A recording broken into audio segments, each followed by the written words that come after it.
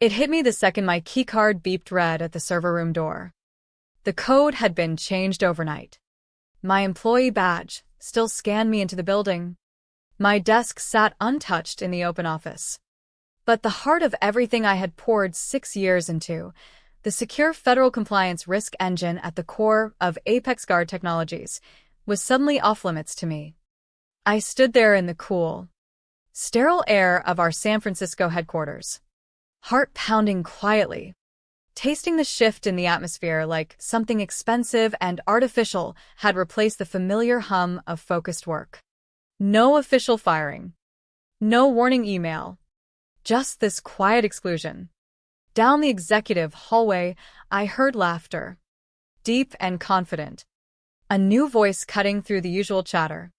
Preston Kane, the freshly hired VP of Strategy, had arrived with his polished leather shoes, tailored blazers, and a handshake that felt like a sales pitch in motion.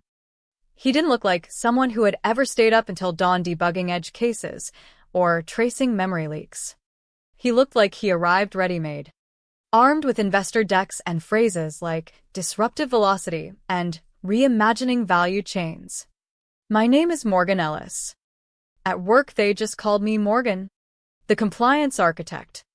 Most colleagues, especially the newer ones, prefer to imagine I was supporting someone else's vision rather than the woman who had designed the predictive risk layers that won us our first major federal contracts for monitoring financial anomalies in real time. Let them think what they wanted. While they chased funding calls and polished slide decks, I built encrypted hash chains, versioned every critical module, and quietly printed and notarized hard copies of every major feature map, commit lineage, and authorship attestation. Those binders lived in a locked drawer at home, untouched by company servers. When the merger rumors began swirling, new logos appearing in the design studio, HR dodging eye contact in the halls, I started preparing in silence. Every system log bearing my name as primary author. Every origination document. I safeguarded. The software we built wasn't just code. It helped flag potential fraud in federal-backed financial institutions, protecting taxpayer money and economic stability. I remembered long nights in my small apartment, coffee gone cold, refining the real-time threat classification layer while my mother battled illness in hospice care. That commit timestamp from 2 years ago still carried the weight of those tears. The erosion began subtly. My Git permissions evaporated without notice. Admin logs stopped showing my commits. One late evening, I tried submitting a critical security patch and was blocked by a rule I had coded myself for protection. When I opened the audit file, it was wiped clean, not corrupted, deliberately blanked. That was the moment the picture sharpened. Someone wasn't just pushing me aside. They were scrubbing my fingerprints from the record. Then came the email from legal, signed by an unfamiliar paralegal. Routine IP contributor verification for 3 core modules, the ones I had architected solo, never letting interns near the root logic. I didn't reply. I went home, opened the safe, scanned the notarized origination sheets from years earlier, and stored the images on an encrypted, air-gapped drive. I told no one. I smiled through daily stand-ups. I nodded politely when Preston Kane strolled into my project reviews, arms folded, talking about synergy and modernizing legacy tech without once asking what the algorithms actually computed or why the stack was deliberately brittle in places to maintain compliance integrity. He only cared how it photographed for investors. He was the embodiment of LinkedIn idealism, confident posture, quick smile, zero technical grounding. Within days, he began renaming teams. Data integrity became growth intelligence signals. My title shifted from lead compliance architect to workflow integrity consultant, corporate speak for sidelining without the paperwork of outright termination. He hadn't written a single protocol, but he spoke of restructuring our codebase as if it were seasonal fashion, disposable when it no longer sparkled. The calendar invite landed like a quiet threat. Private performance calibration review. No location listed, just a time slot. I arrived early, a habit from years of proving reliability. I sat outside the glass conference room, watching my reflection in the dark pane as the clock ticked past the hour. When the door opened, Preston sat alone, iPad on the table, arms crossed. No HR present. "Let's keep this straightforward," he said, voice practiced and paternal. "We're accelerating velocity. Some legacy contributors aren't aligning with the new direction. Your severance has been reviewed, given adaptability concerns in recent sprints. Legal deems additional packages non-mandatory. Final paycheck only." He slid the folder across. "NDA. Non-disparagement. No fault waiver. Sign here for a clean exit." I looked at the pen, then at him, and said nothing at first. His expectation of immediate compliance hung in the air. "I'm not signing without counsel," I finally replied, standing calmly. "You'll receive a formal response through proper channels." I walked out before he could recover. My hands stayed steady. My voice didn't waver. But inside, a cold fire ignited. By the time I reached my car, in the underground garage, I was already cataloging every module I had authored, every time-stamped change, every bug fix his new golden hires had failed to resolve. This wasn't just termination. It was attempted erasure. But no business school lecture prepares you for this. The quietest people often keep the most meticulous records. Anger was useless. Calculation was everything. They wanted to sever me from my own creation. Fine. But they had better hope my paper trail stayed buried. Because if even one federal contract document showed falsified authorship, their entire optics would shatter under scrutiny. That night, I didn't sleep.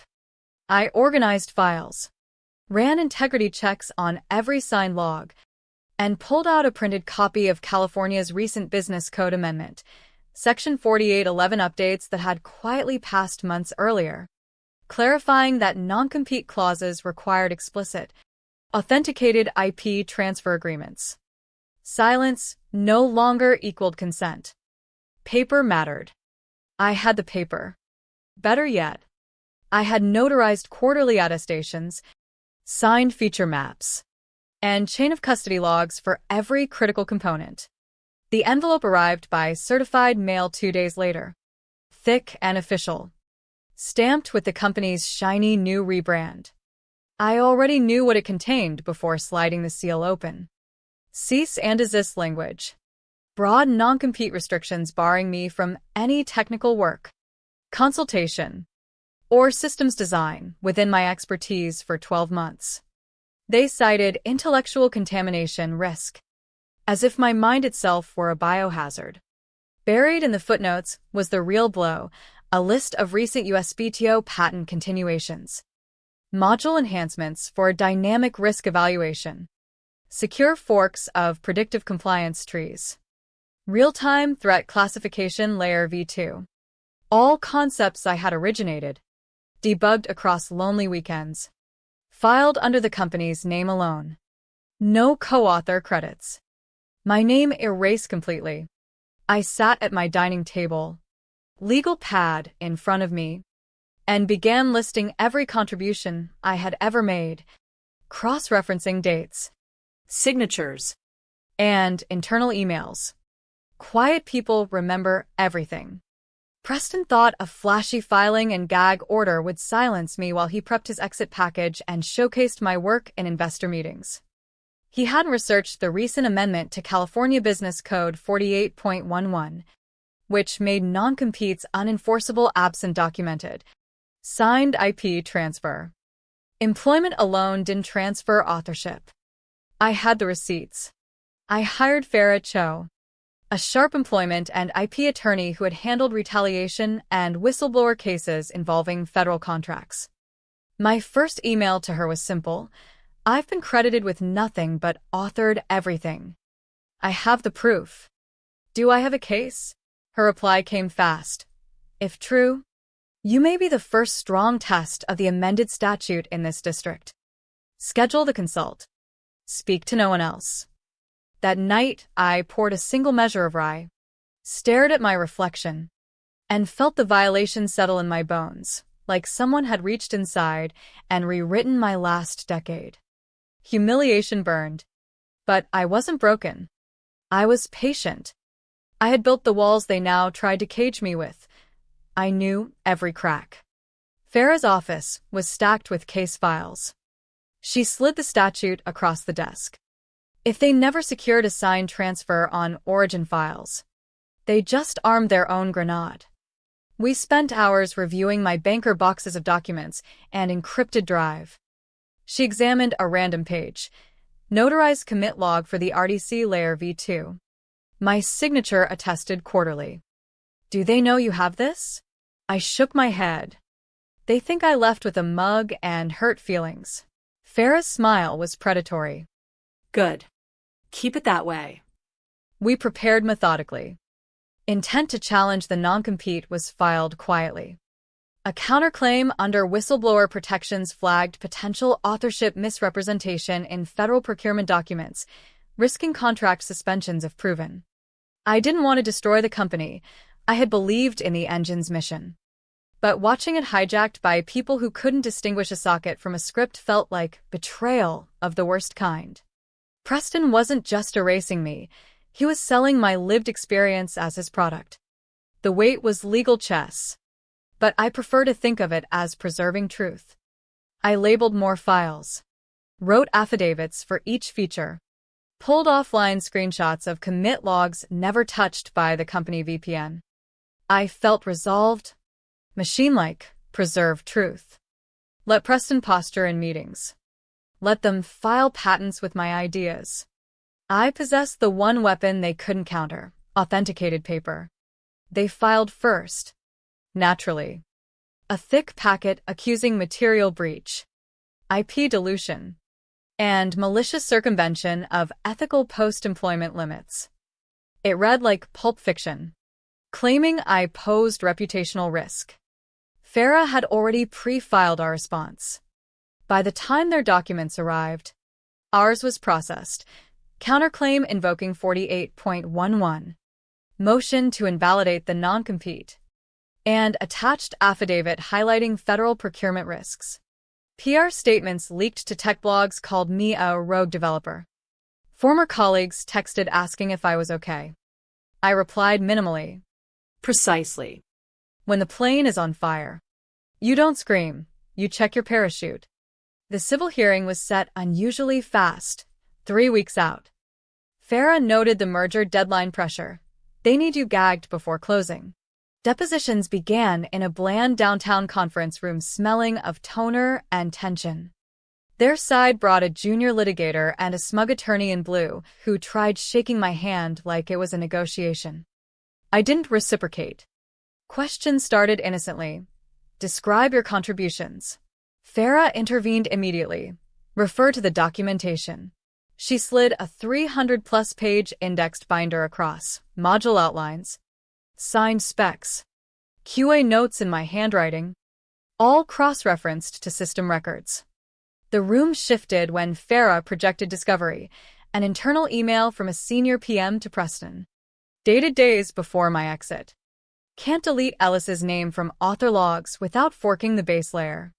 Legal says risky unless reassignment proven. Preston's reply, do it quietly. Perception matters more than paperwork. Merge under ops. The email lingered on screen. The attorney called for recess. Farah declined. We continued. My name surfaced repeatedly in bug threads, alpha pushes, integration notes. It wasn't collaboration, it was primary authorship. Preston had written nothing. I spoke little, hands folded, watching their narrative crumble against timestamps. At the end of the third session, their lead counsel admitted quietly, we were unaware of the full extent of MS. Ellis's documentation. Farah smiled faintly. Now you are. Pre-trial courtroom was sparsely attended, attorneys, clerks, A few executives. Preston appeared in navy suit, confident, rehearsed. He testified I was support contributor, mostly administrative, valuable but non-original. Farah stood calmly. Introduced exhibits, notarized logs, SHA 256 hashes, timestamped 2 years before their patents. The judge asked for verification. Farah confirmed third-party checksums and notaries. She projected my original code lines with initials dated July 2021. Then Preston's email ordering metadata cleaning. Then Slack chains about scrubbing me from Jira, per his orders. The room froze. The judge asked Preston directly if signed IP assignments existed for the origin files. After hesitation, none we've located. The judge ruled swiftly. Under amended statute, non-compete unenforceable, without valid transfer. Clause voided. Court recognized me as primary author absent contradictory evidence. It wasn't dramatic shouting, it was surgical finality. Preston's face strained. His lawyer whispered urgently. The judge noted the pending counterclaim on federal misrepresentation under Title 18. Warning of gravity. Temperature dropped. The attorney scribbled "settle now" on a pad. 3 days later, the merger delay leaked. Buyers walked after requesting documentation and discovering shaky foundations. I signed quietly with their rival, a leaner firm that respected patent rights and retroactive attribution. No splashy announcements. Just work. Autonomy. My name on commits. The new office felt clean. New badge. New projects using the same core logic, but with transparent authorship. They named a division after the resilience the engine represented. Meanwhile, Apex Guard spun the scandal into strategic pivots. Preston resigned before quarter end, vanishing quietly. Months later, a new USPTO filing listed me cleanly as author of record. Kroll, no. Ellis, Morgan, R. No company prefix. I nodded once and kept coding. The rival firm secured a major federal contract with pristine paperwork. The old company dissolved the risk engine quietly. I kept building, signing only what I authored, maintaining logs. It wasn't rage that prevailed, but quiet resolve to be undeniable without raising my voice. The silence I carried now held power, the kind that makes entire rooms pause. Funny how the person they tried to muzzle could bring their whole illusion crashing down through nothing more than documented truth. What price do we pay when creators stay silent? And what happens when they finally refuse?